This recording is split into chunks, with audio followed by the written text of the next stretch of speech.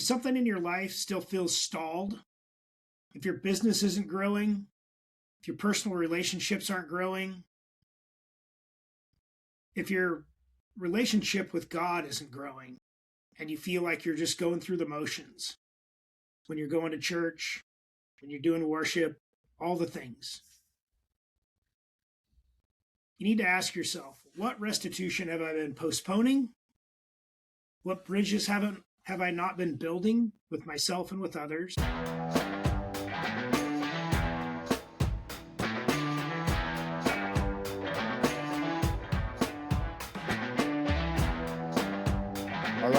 right. Good morning, good afternoon, good evening, wherever you may be when you're tuning into this amazing podcast. This is your first time here. I'm going to tell you right now, this is going to be the best damn podcast you have never seen or heard before in your life. I am Blair Armstrong. That's me. I am of Team Armstrong Coldwell Banker. I'm a global luxury specialist in the world of residential real estate.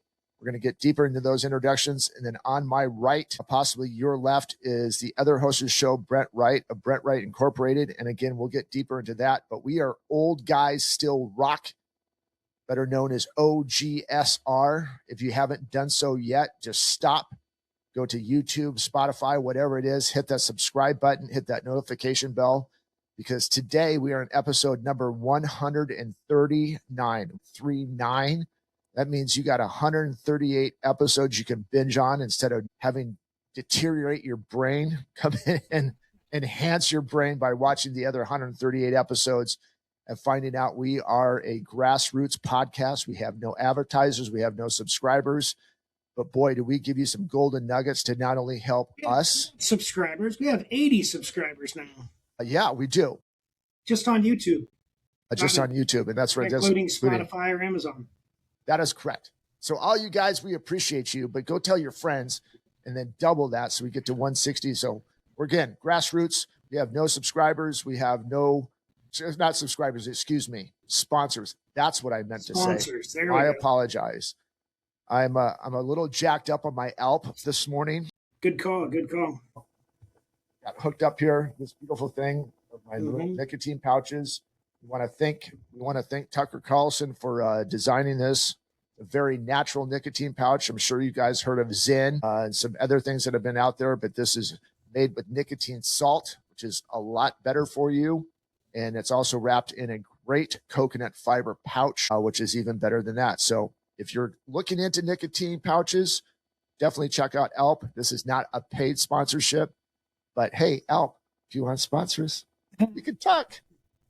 So anyways, man, for those of you who don't know us realistically, I don't want to really get into today, but if you really want to know who we are, go back, watch 138 other episodes on there and realize what we do and why we're doing it. Typically, we say here at Brent Wright Incorporated, he owns a lot of different businesses from body shops to detail shops, payroll companies. He is a multi-property owner. He has a contingent of venture capitalists that just bought a company called BustedTees.com. We're going to get into those stats here in a little bit. But a really big thing, I think this is the most important part of how this podcast has not only blossomed a lot of other people, enhance Brent in a lot of ways. He's also a business coach and a personal coach. So if you're kind of feeling stuck, I've got to a certain spot and I'm kind of hitting the ceiling right now and I know I can get through it. I can't find the right stuff. I would definitely reach out to him. Again, in 38 episodes, you're going to really understand why I say that. But I think it's be another great tool in your belt. So how are you? I'm good. Good. We're actually one day early this week, so I don't have Busted Tea stats, but I do have a couple of things to chat about. One, our body shop. Not only do we do insurance work, but we do over-the-road trucks. We do full-blown restorations. We did 6 full-blown restorations in excess of $200,000 last year. So some of that stuff that you guys see on TV, we do that. We do that here. We do that in Eugene, Oregon. We have opportunities for 3 openings in 2026. So if you're looking to get a vehicle restored, we do that. I'm also a licensed certified appraiser. So I can do old cars, boats, motorcycles, airplanes. estates. I get into estate stuff with folks. I don't do the real property, meaning the houses, but I do collaborate with other estate planners and things like that to value all of the hard stuff, the stuff that drives down the road and or used to drive down the road, actually. Some other highlights about my other businesses, the detail shop. So the oldest detail shop still running in Eugene, Oregon. Is that right? Yep, was founded by Bob Cochran back in the day. When I was 4, 5, 6 years old, I used to go and oogle and ogle on the old cars and Ferraris at Bob's, one of his first locations, which was right across from Fifth Street Market, where the St. Vinny's is now. I used to go walk there from the Greyhound bus depot, and I used to sit on the bench outside and watch him wash cars. No kidding. And then later in life, I actually washed some of those cars for him. Didn't get paid, but I offered to wash cars. And I sit there and I got to wash my first Ferrari, a 1978 Ferrari. That had to be awesome. Back in the day. I think I was 9 or 10 when I got to wash that car. It was blue. I remember it like it was yesterday. I had an opportunity to buy Executive Auto Detail 15 years ago from a friend of mine, and I bought it, and the rest is history, as they say. We've grown it, we've moved it, and we've blown it up. And so if you're in the Eugene area, we'd love to clean your vehicle, give you that executive experience with free pickup and delivery and all the things. So that's just a little bit of history there on the detail shop. And then we also... I'm also getting ready to start a property management company, and so be on the lookout for that. That's something that's coming down the wire. I do have a vintage car dealership.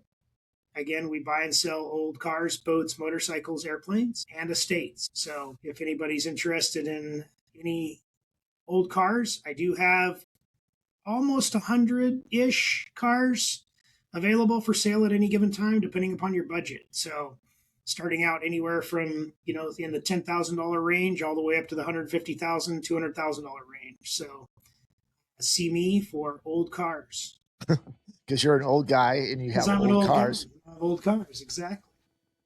And then my wife has a wellness center. Talk about that out. Yeah.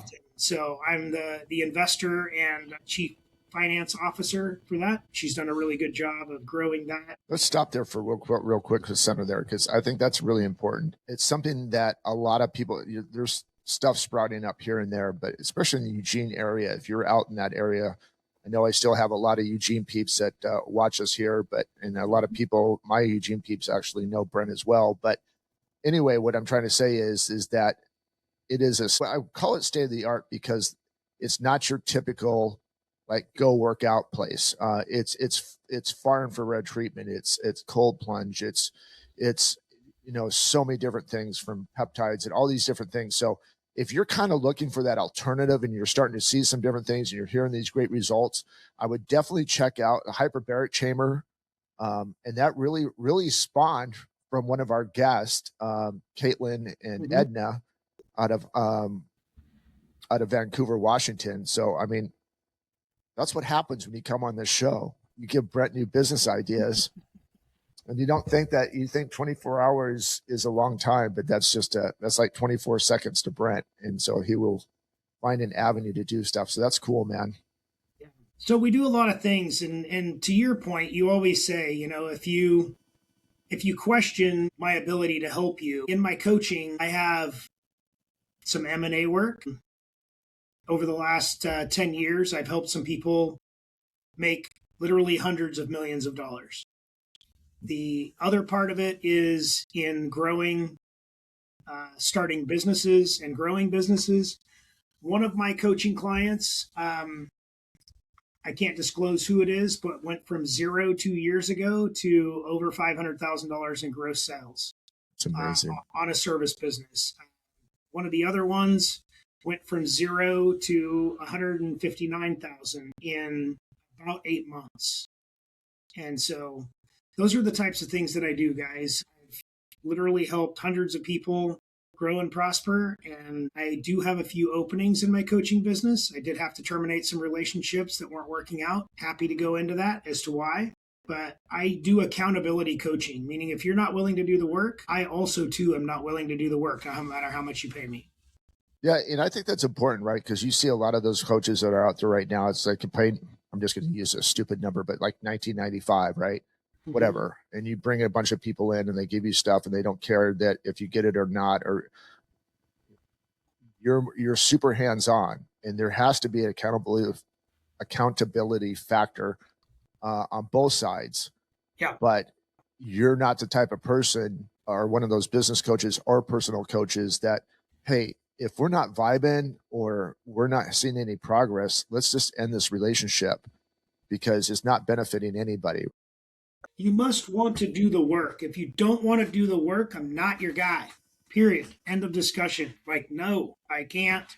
I'm not going to just take your money and sit back. It just doesn't pencil.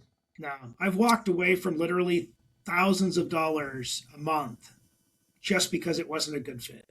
Yeah. And that's, and you hear, and again, for those of your first time here, I just said to go watch 138 episodes. That's why I say that, because you're going to really understand who Brent is. And if there's a little thing that like, oh my God, that's something what I'm looking for. That's why I say go back and watch 130 episodes, kind of do your due diligence on him. Is he saying the things that you've been looking for? That's why I say go back and watch 130 episodes. I mean, in essence, we've been friends for almost 30 years, right? And even this podcast in a roundabout way is helped me grow. And then our conversations has helped you grow. So we're using our life experiences and applying those to not only business, but to life. I mean, I can't tell you how many conversations I've been over in the last month and using the topics that we talk about, because people are like, so what's your podcast this week? And we start talking about it. I'm like, wow, I never thought of it that way. That makes sense. I'm going to start using that. I think that's just the kind of coolest thing, the grassroots of all of this. I think that's the cool thing about this, because it's not typical conversation that you have around, especially in my world. It's not typical conversation, whatever. I do have one question for you. Yeah. How many times have you kicked yourself in the ass when I brought you a deal and you've turned it down many times over the last 30 years? How many times have you kicked your own ass for not going in on those deals? It still is a prickly pear or a thorn in my side. Yeah, and I'm not doing that to bring it up and smash that in your face or anything like that. But Yeah. what I'm saying is that we've talked about this in past episodes. I think and work from an actuarial mindset, meaning I'm trying to hedge all the bets, right? And so do I lose? Sure. And do I have the experiences that I can share with you about how not to lose? That's one step. Second step is I've also won, and I can share with you the reasons why I've won and the reasons why I've lost. And then sometimes in winning, I may have lost. Right. Or in losing, I may have won. So those are the experiences that I'm able to and would love to share. And like I said, I have a couple of spots that are opening up. Crazy some of the changes that have come up over the last couple of months that have freed up a massive amount of time for me. So also, that's one of the things I do in coaching is efficiency and strategy coaching. Just trying to find the right words for that. I don't know where to go with this. I wish I could find the right words right now, because I just think that you have given so much to so many people, and the ripple effect that you've had through your coaching and even our friendship is stuff that I don't know if you can see it all the time in the coaching world. Oh, in the coaching world. Yeah. I struggle to see it, and I'm living it. Right. Yeah. And so I just think that's cool. And so, guys, again, this is not advertising or anything like that. We are seriously looking to help people get better. And we're using life experiences. Brent has other people that he has experiences with that can also help you as well. So, I mean, hell, our mission statements go make a damn difference, guys. Seriously. Yeah. We're So really awesome. trying to make a damn difference here. So let's drop in. Let's get in. You ready? This is strap in. So last week, guys, we talked about restitution and the importance to it. And it's more than just a simple apology, right? I mean, it's really kind of taking your medicine and working through it. And Brent and I were talking before this episode started this morning. He goes, so what do you want to do? And I said, I really want to go back and talk about restitution one more time. It seems lately we're kind of doing 2-part series stuff because we just slowly peel back the onion on things. But the reason I really want to bring it up today, all of us have been affected emotionally somehow, some way with the unfortunate events that happened in Minnesota a couple days ago. And I find it super important because our tolerance, our words, and a lot of different things have hurt a lot of people. And we continue to fight amongst ourselves, and we think that our side is going to come in, whatever side that it is that you sit on. It this really doesn't matter anymore to me. It's just, I'm kind of done with it.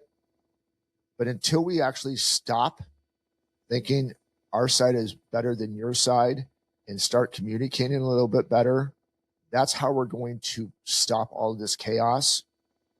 Because in my eyes, and this may be a little controversial, I think that there are players in play that are diverting our attention and keeping us in a constant state of anger, flux, whatever word you want to use, so we cannot get better. Well, we've talked about it in past episodes about divisive society, divisive people, divisive situations. Those things don't do what is important in restitution or in empathetic relational building. They don't build bridges. No. It's divisive completely. And so let's get into it today on what happens when that bridge is never crossed. Of restitution bridge? Yeah, the restitution bridge. Well, I mean, we can see it right. We can see it right now, right? We're just constantly fighting each other. We're not progressing. We're actually falling further and further behind. Well, and it multiplies the problems. Right. So now you have this amazing burning bridge that we have to figure out how to put out the fire. And so why restitution? What does this have to do with restitution? Because there's things that may have been said in the past that have damaged a relationship. Both parties most likely are wrong in it one way or another. But again, we have to take our medicine and go back and start healing those relationships. It may take a while to do it, but it's really up to me. It's really up to you. It's really up to Brent. It's anybody that you have potentially visually burned that bridge still can be built back. And our job as a society is to, and we're calling everybody out on this because somewhere along the line, it could be a personal relationship. It could be a business relationship, whatever it is. We have to start. All of you that are watching this and listening to this right now, we have to pick up the piece of wood. We have to pick up the hammer and the nail and start building that bridge and to communicate with the person on the other side of that bridge and help, hopefully sooner or later. And again, it will take time. They start building that bridge too. And in somehow, some way that you guys can meet in the middle. And to me, and Brent, you can correct me if I'm right or wrong on this because you're really, really good at this. But to me, that is what's going to help our society worldwide get to a better place that we can actually progress instead of being in a constant state of just, again, I'm just going to use that word flux. Do you agree with that? Or is that something? We talk about action, massive action on this podcast a lot.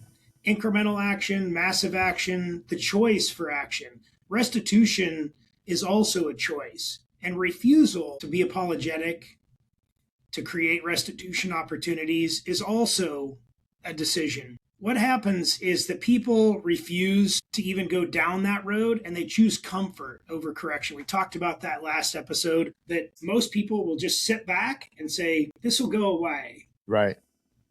It doesn't go away, kids. It doesn't go away at all. In fact, it multiplies. We just stated that in our prior discussion here, that a lack of restitution multiplies and compounds issues, problems, gaps, and it becomes problematic. I'll tell you a quick story. I had a meeting this morning with somebody that I would tell you coaches me and I coach them. We mentor each other. Now, this is an unlikely paired mentorship. Reason being, and this person will tell you, a good friend of mine, Larry Green, he will tell you, and he actually, I think I've talked about it on this podcast before, he actually tells people that when he meets them, hi, I'm Larry Green, I'm a Jew, and our people killed Jesus.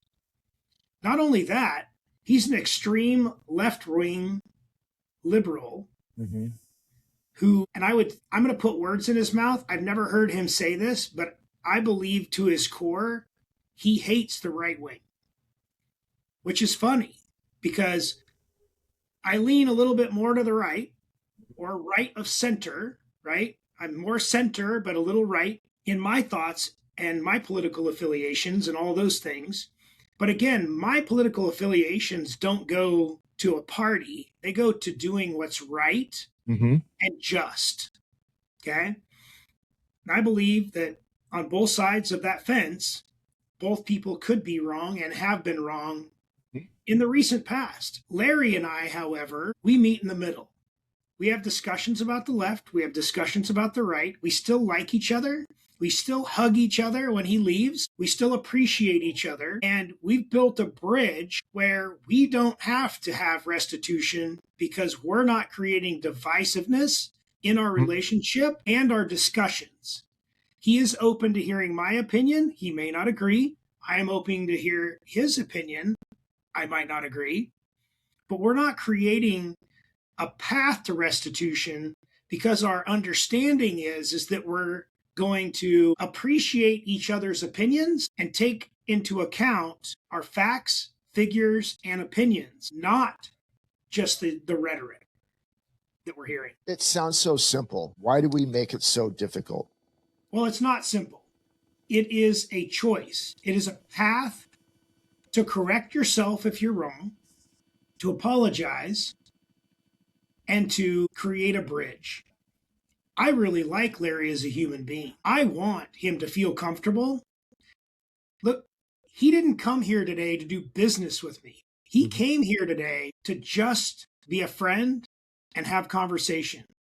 And our conversation meanders. We talk about politics. We talk about religion. We talk about finances. Today, we talked about investing. Him and I are looking at buying a 10-plex and another 5 houses together. I was able to help him through certain situations. He was able to help me through certain situations. At the end of an hour, he goes, "How much time do we have left?" I said, "We're 1 minute over." He goes, "Man, that goes fast. I need to schedule another time with you." And I felt the same way. Yeah, and I'm finding that more and more too. If actually you just sit down with somebody that you may have different political beliefs, and again, I think that's become a crutch for us in so much ways, and it's going to fit into this restitution conversation. It's become a crutch. It's like, well, you voted right, I voted left. We can't be friends. Who made that rule? Because that rule, it's a made up rule. If you believe in this, I can't believe in that. We're not supposed to agree on everything, but we have a commonality that we want good for everybody. And that's why I just feel like everything has to be political, and everything has to like, well, they believe in this, they believe in that. But I'm sure that you guys believe in one common thing, is that I want to be happy, I want to be successful, and I want to make a difference. I feel safe doing all those things. But we have this thing because we're fed that either side is evil. But realistically, if you sat down and talked to that person, that you could probably not only learn something, but you could actually probably help them, teach them something just by talking and knowing that there's some commonality there. I like golf. I like going out shooting. I like going bowling. I like doing this and this. I like going hiking. I love music, whatever that is. Just because you vote differently doesn't mean you cannot be. They want us, and that's why I just say this is so important right now, is to stop with the keyboard warrior. You may believe in something, that's fine. Believe in something. But the commonality, going back, if you said something wrong and saying, hey, you know what? I overreacted about this. I'm kind of seeing the bigger picture now that they want us to fight. And actually, I don't want to fight with you. I want to get along with you. We don't have to be the best of friends. You don't have to be in my inner circle.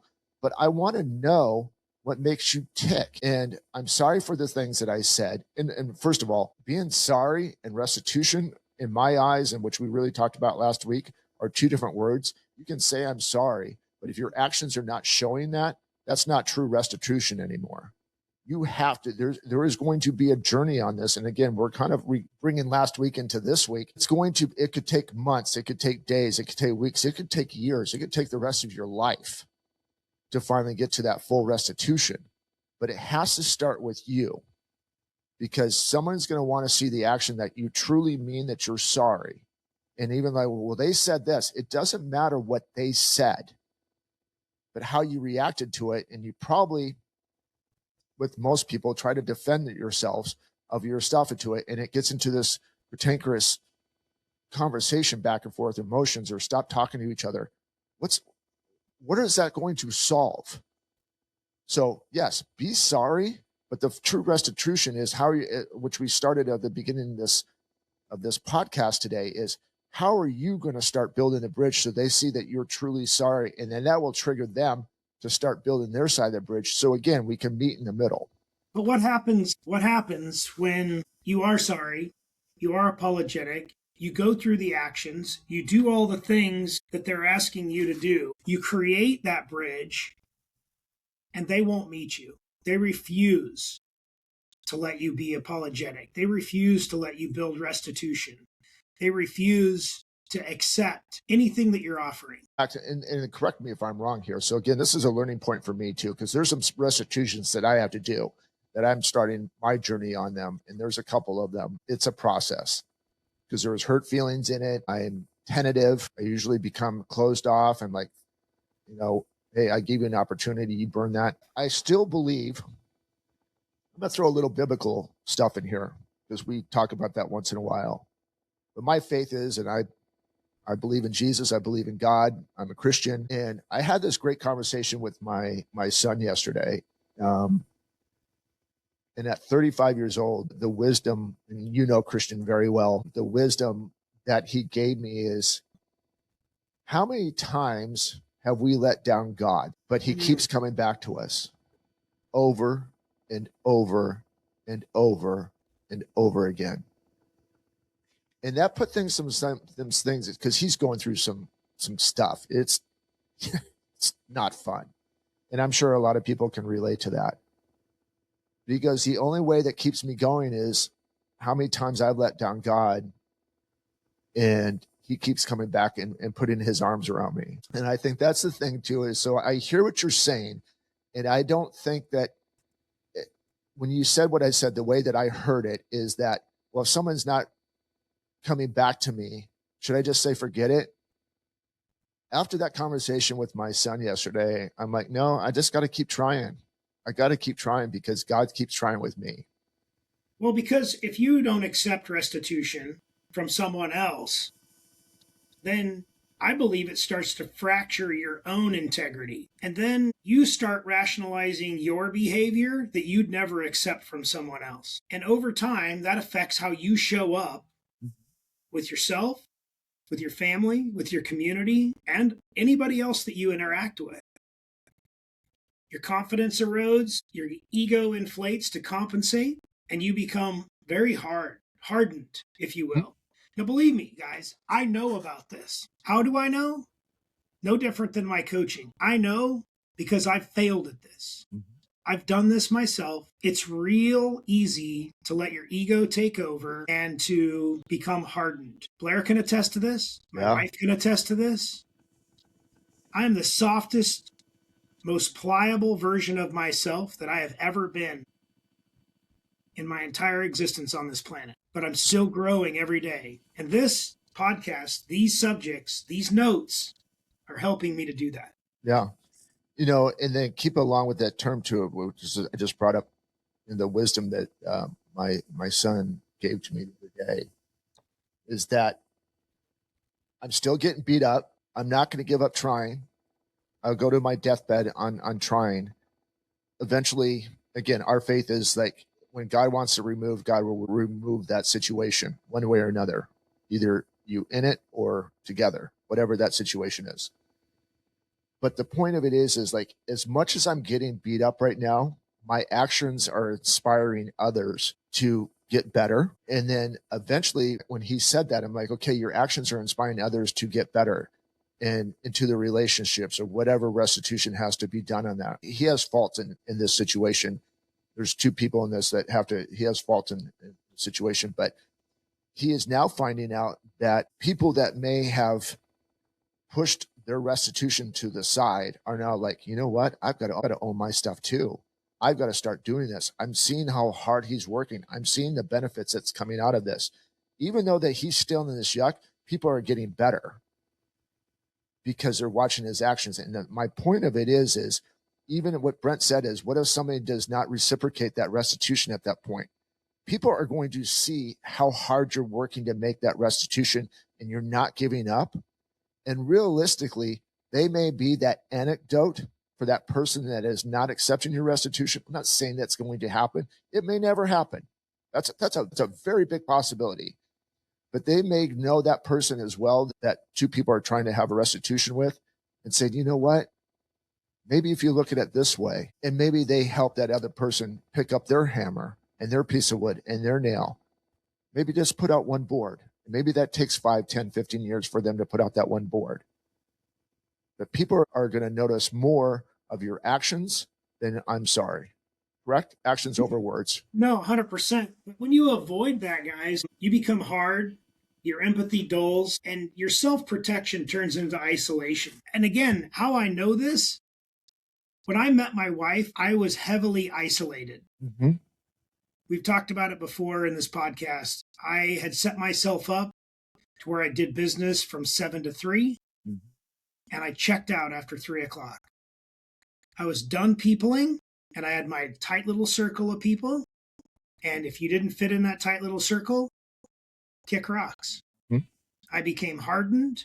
I became unempathetic. I was emotionally avoiding anything that became difficult or troublesome to discuss. I had a huge ego. I wouldn't let anybody in.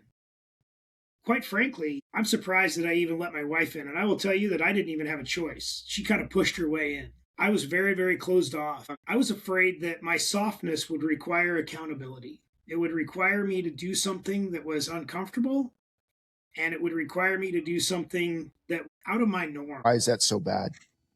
It's not. And it's been very releasing, quite frankly, in the last 15 years, coming up on 16 with her. The amount of growth that I've had just in the last 6 years has been astounding, even to me when I look at it.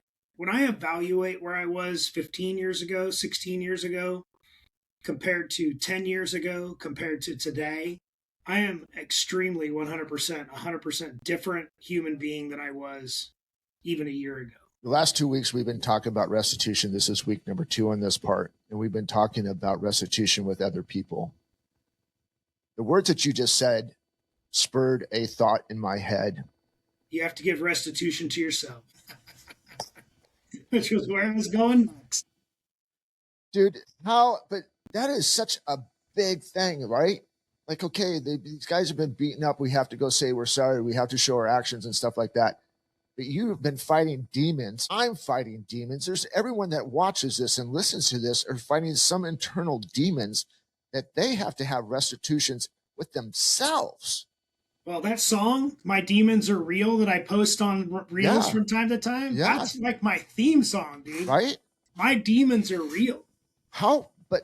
Dude, how often do we overlook that part that we put in more work trying to save a relationship, which is important. Do not get rid of save others instead of ourselves. Right. Don't get rid of that. Don't get rid of that part. I want you guys to keep staying there. But realistically is what do you have? What happened to you inside that you are struggling with to forgive yourself for the things that you've done? What a restoration have you looked at yourself in the mirror and saying, I forgive you. I'm sorry that, and this is really talking to yourself, and you can have a conversation with yourself. It's not a bad thing. It's the mirror exercise. We've talked many times in this.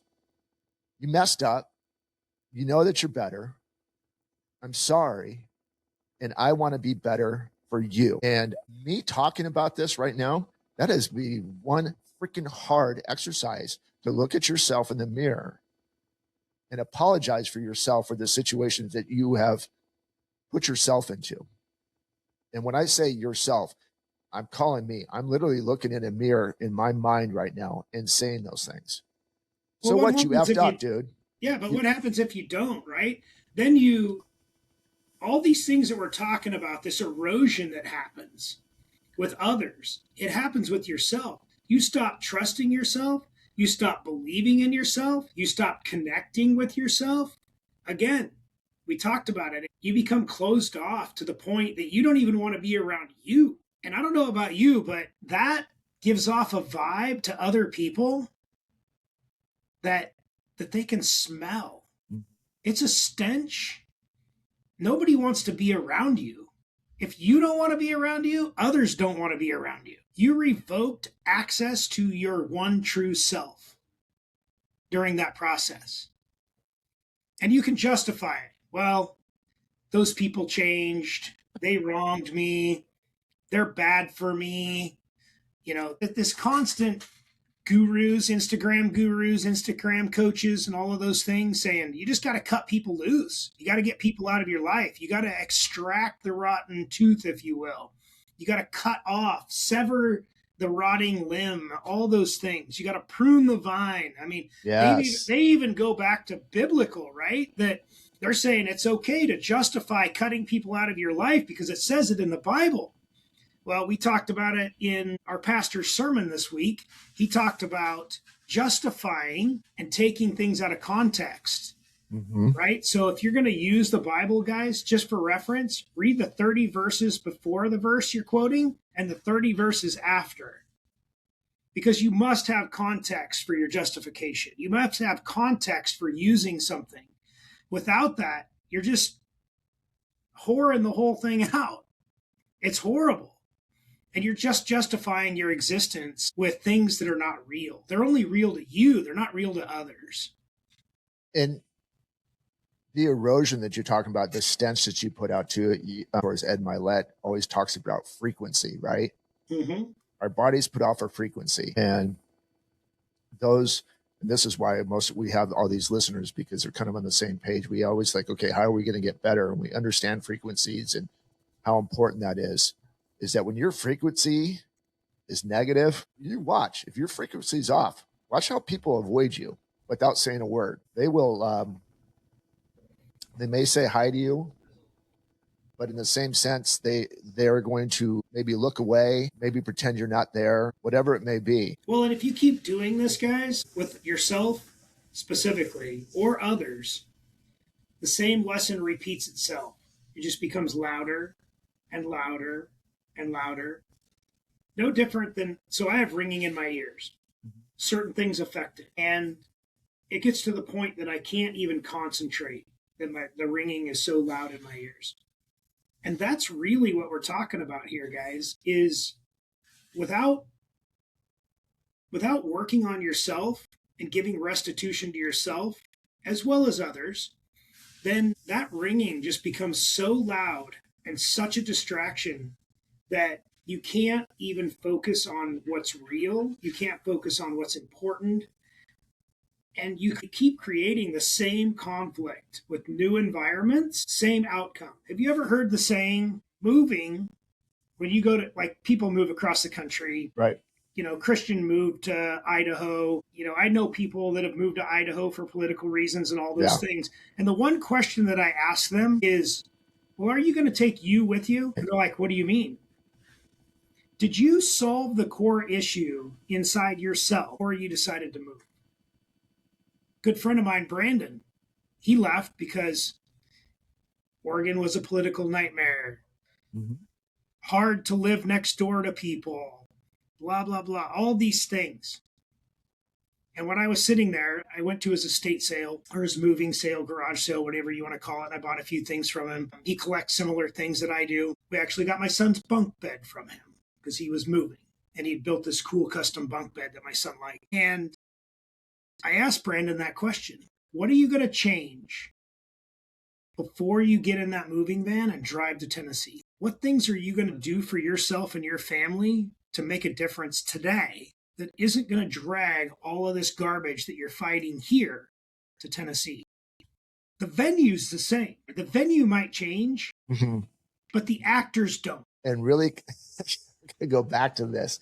It kind of comes back to is what have you done to restore yourself? What is the restitution in yourself? Yeah. Because you can go anywhere. You do the same thing with the relationship. This relationship's not working out. I'm going to go to a new relationship. Okay. But have you had full restitution with you're wrong? Mm-hmm. And that seems to be the easiest way. We talked about this last week. Divorce is super simple and it's real easy to get out these days and there's no repercussions. It's like, okay, we're done with that, blah, blah, blah. Did you really try? And it's not trying to communicate with the other person. Did you really try to fix yourself? Did you fix the problem in you? Or are you going to take the same you and put it in a new relationship that's going to fail too eventually, right? And if it doesn't, now on the other side of the coin, we have people who say, well, my first marriage lasted 7 years and this one lasts 20 so far. But what have you done? Can you evaluate that you made changes? Can you evaluate that you became a different person? Maybe. Can you evaluate that it wasn't just the other person that was the issue? Right? Or do you have pride blocking your own internal restitution? I shouldn't have to change. I choose to, but I shouldn't have to. And then here's the beauty of it. Pride reframes accountability as weakness, and when in reality, refusal is fear wearing confidence. When you refuse to change yourself, when you refuse to change to create restitution for others, you're just perpetuating the inevitable again. Guys, we're talking about this, and I know that we've kind of dragged this out over again, now this being our second week, but Brent will attest to this. I will attest to this. And I think everyone who's watching or listening to this will attest to it, Chef. We have to do a check on ourselves.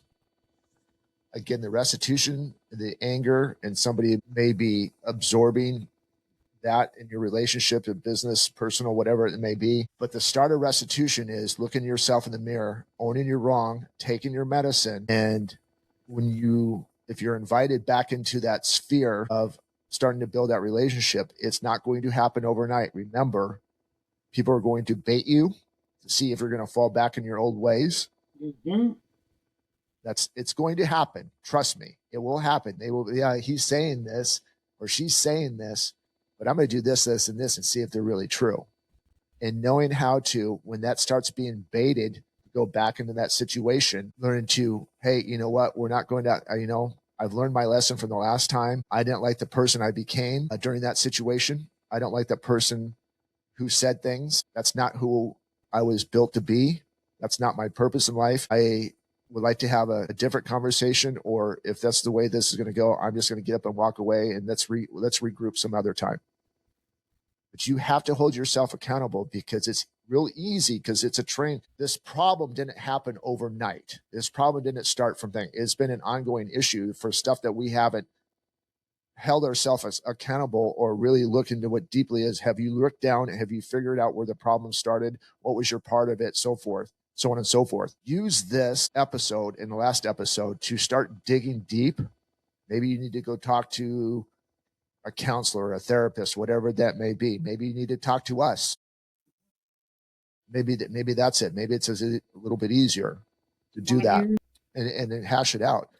But because something failed, it's just, we want to find out what's inside of you. We actually had our addiction specialist that we had on here a couple weeks ago, right? Instead of masking the problem with drugs or whatever, alcohol, whatever it is, even if it's medicinal drugs with addiction and stuff like that, take that out of it. Let's dig in and what's in this onion in here. Let's find out where that thing sprouted for, and let's get restitution for that and bring that joy, bring that light that's buried inside of you to start shining again.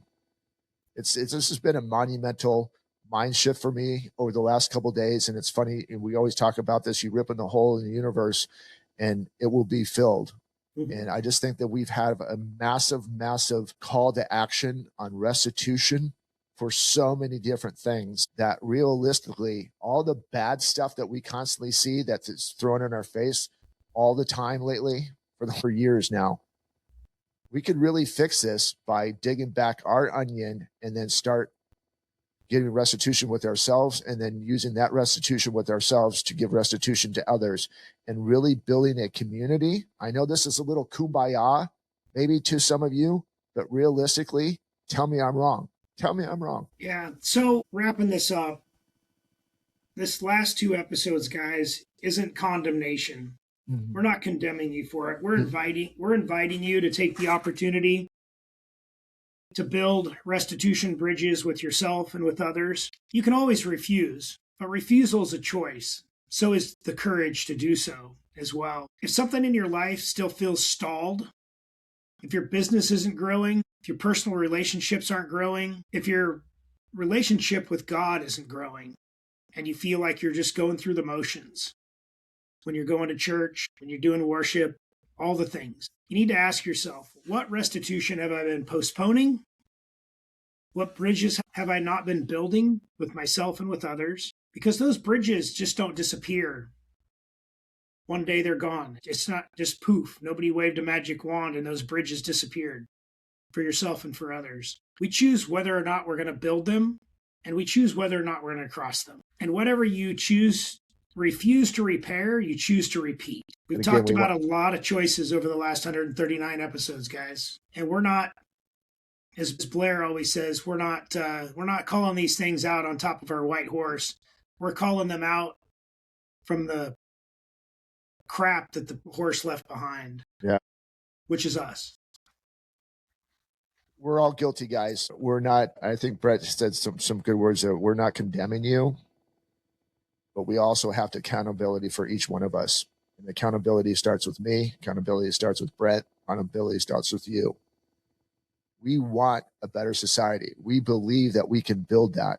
It's going to take a lot of work. We've put our nation, we put our city, we put our state, we put our world in this part because of our actions.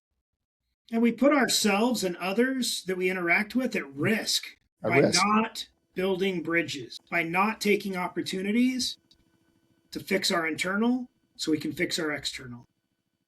And I will say this. I know beating a drum or standing out there and protesting feels like you're doing something, but you're perpetuating anger. And there's a better way to do it.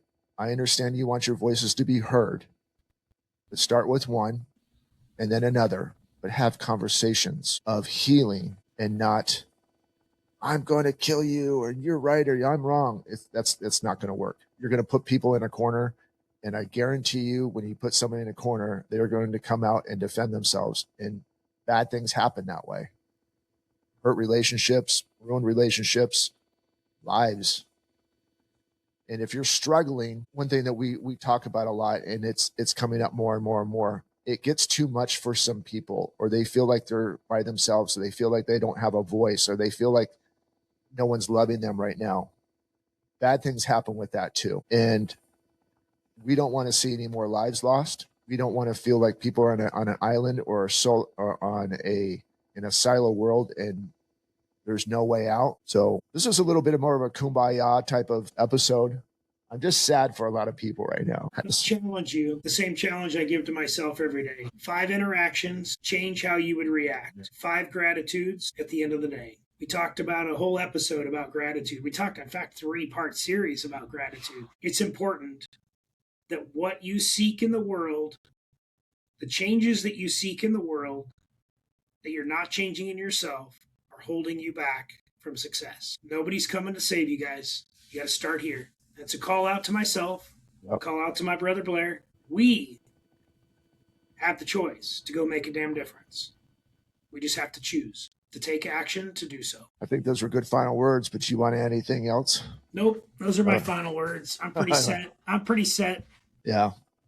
All right, guys. We love you guys so much. If you have somebody that's struggling, reach out to them. If you haven't reached out to them for a while, it's okay. It may hurt a little bit.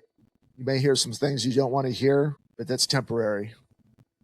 Don't let it last forever. On your deathbed, if it'll hold you back from peace, solve it today. Roger that. Guys, I got a little teary because there's some... Things are heavy. Go make restitution with yourself in the mirror exercise, and then go do it for... And then go. Have a freaking great week. I'm going to go and I'm going to start my restoration tour.